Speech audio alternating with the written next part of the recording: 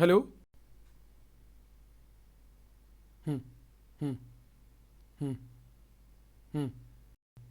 Okay okay okay okay okay.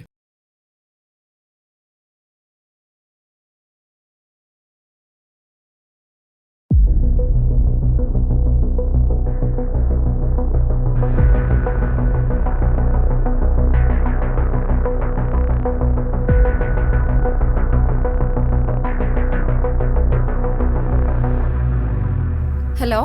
Nisha, അങ്ങോട്ടേക്ക് റെപ്റ്റോഡെക്ടോപ്പിക്കായി ഒരു കുട്ടി എത്തുന്നുണ്ട്. ഓക്കെ കുറച്ച് ക്രിട്ടിക്കലാ, HB ഒക്കെ കുറവാ. Okay sir. ബ്ലഡ് ഒക്കെ അറേഞ്ച് ചെയ്യണം. Okay sir, I will make the arrangements. And one more thing, അവരെത്തിക്കഴിഞ്ഞാൽ എന്നെ ഒന്ന് വിളിച്ചോ. Yeah okay sir.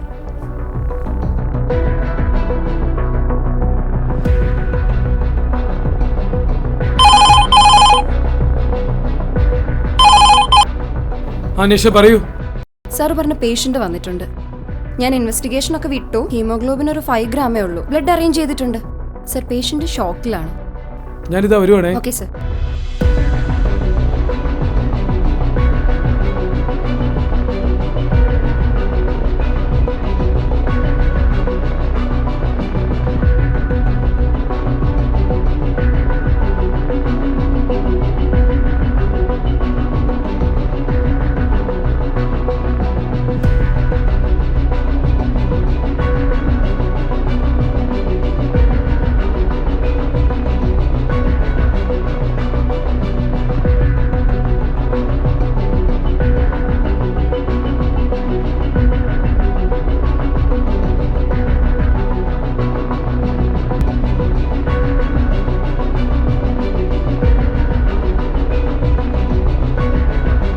വണ്ടി ഒന്ന് പാർക്ക് ചെയ്തേക്കെ.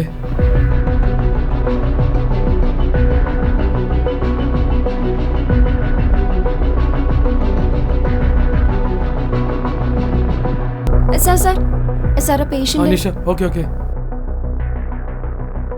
വിഷമിക്കണ്ട. രക്ഷിക്കണം സാർ, ഞങ്ങൾക്ക് അവള് മാത്രമേ ഉള്ളൂ. നിങ്ങൾ പേടിക്കണ്ട, നമുക്ക് നോക്കാം.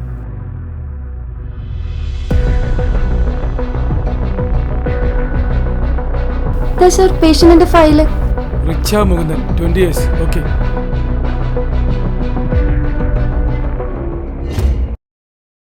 സാർ BP ഫോളും സാച്ചുറേറ്റഡ് ഫോളും ഉണ്ട്. ബ്ലഡ് അറേഞ്ച് ചെയ്തിട്ടുണ്ടല്ലോ അല്ലേ? 4 യൂണിറ്റ്സ് അറേഞ്ച് ചെയ്തിട്ടുണ്ട്. സ്റ്റാർട്ട് ചെയ്തോളൂ. Okay, will start.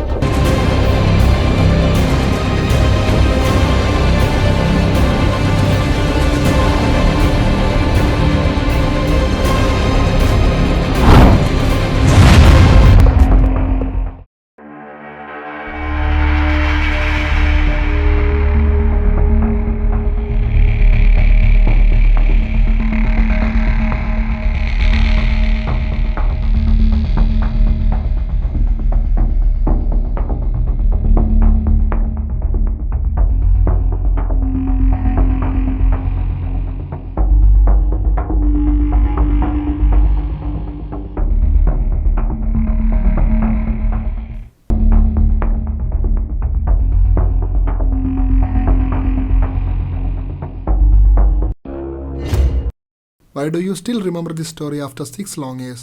May be അതൊരു കോംപ്ലിക്കേറ്റഡ് കേസ് ആയതുകൊണ്ടായിരിക്കാം. നിങ്ങൾക്ക് നോസ്ട്രാഡാമസിനെ അറിയാമോ? നോസ്ട്രഡാമസ്?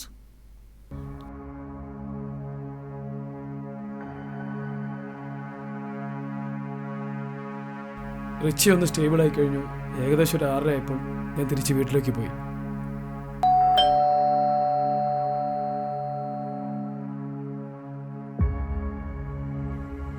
എന്താ തുറക്കാൻ? ഞാൻ ബാത്റൂമിലായിരുന്നു. എത്ര പ്രാവശ്യം വിളിച്ചിട്ട് കിട്ടുന്നില്ലല്ലോ. എനിക്ക് കോളൊന്നും വന്നില്ലല്ലോ. എന്റെ ഫോൺ എന്തേ? ഫോൺ കൊണ്ടുപോയില്ലായിരുന്നോ? എന്തു പറ്റി? വിനു വിളിച്ചിട്ടാണ് ഞാൻ എമർജൻസി ആയിട്ട് ഹോസ്പിറ്റലിൽ പോയത്. അവന്റെ എന്നല്ല, ആരുടെയും കോൾ കാണുന്നില്ല. വിനുവിന്റെ കോളോ?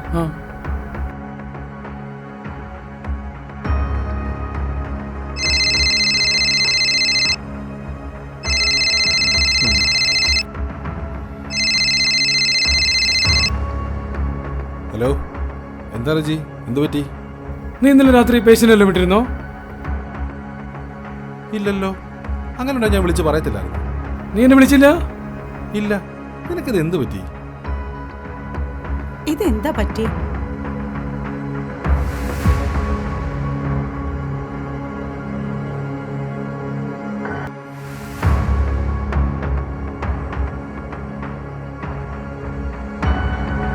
സത്യത്തിൽ നമ്മുടെ എല്ലാം ജീവിതത്തിലുണ്ടാവും ഒരു ദിവസം നമ്മുടെ ചിന്തകൾക്കും വിശ്വാസങ്ങൾക്കും യുക്തിക്കുമൊക്കെ അപ്പുറത്ത് എന്തൊക്കെയോ എങ്ങനെയൊക്കെയോ സംഭവിക്കുന്ന ഒരു ദിവസം.